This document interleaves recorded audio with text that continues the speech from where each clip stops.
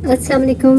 आज जो मैं आपके साथ रेसिपी शेयर कर रही हूँ देसी घी की पंजीरी है, जो कि खाने में जितनी मज़ेदार होती है उतनी ज़्यादा अफादियत भी है इसकी। इसके अंदर मैंने 15 इंग्रेडिएंट्स यूज़ किए हैं, स्क्रीन के ऊपर उनके नाम आ रहे हैं। और ये 1 किलो की रेसिपी है, जिसमें अखरोट, फुलमखाने, काजू, पिस्ता, बादाम और किशमिश। किशमिश आप अपनी मर्ज़ी से कम या ज़्यादा कर सकते हैं। जो मेन चीज़ें हैं, कुछ इनको मैंने 100 ग्राम लिया है और कुछ को मैंने 50 ग्राम। तो ये 4 मग्ज़ हैं और ये मैं सूजी से बना रही हूँ। ये सूजी के अलावा बेसन में भी बन सकती है।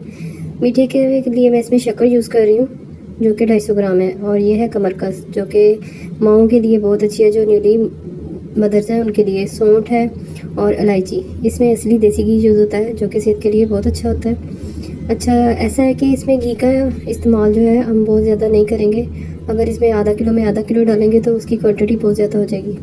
पहले आपने इसमें थोड़ा सा 2 चम्मच घी लेके इसमें सारे जो नट्स हैं उनको फ्राई कर लेना है। जैसे इनके अंदर से खुशबू आना शुरू हो और हल्का सा कलर चेंज हो, तो इसके अंदर हम चारों मग्ज़ ऐड कर लेंगे। उनको भी सिर्फ 1 या 2 मिनट इसको इस तरह रोस्ट करेंगे, ताकि उनमें से भी खुशबू आ जाए। इस तरह इनके टेस्ट जो है बहुत ज़्यादा बढ़ जाता है। ये सारी चीज़ें जो हैं इनकी मिक़दार तकरीबन ½ kg बन जाती है।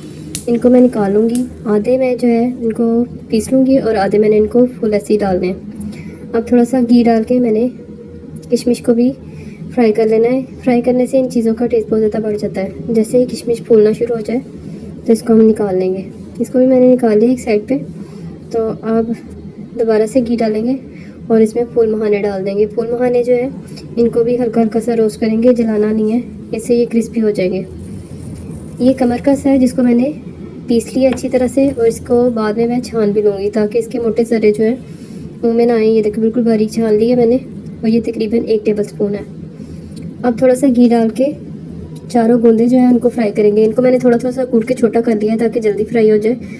ये देखिए मैंने इसको छोटा कर लिया है। मोटे जाने जो होते हैं वो जल्दी फूलते नहीं है। इस तरह से ये जल्दी फूल जाएगी और जल्दी क्रिस्पी हो जाएगी।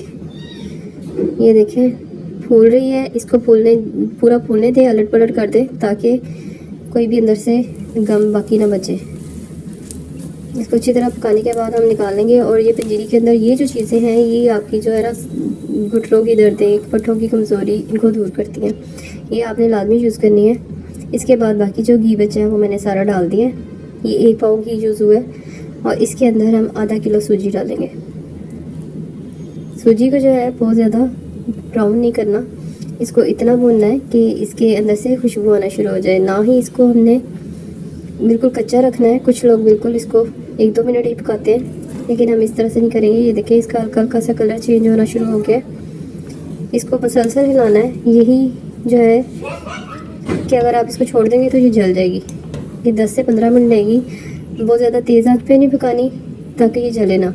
हल्की आंच पे भुनेंगे तो फिर ये सही होगी।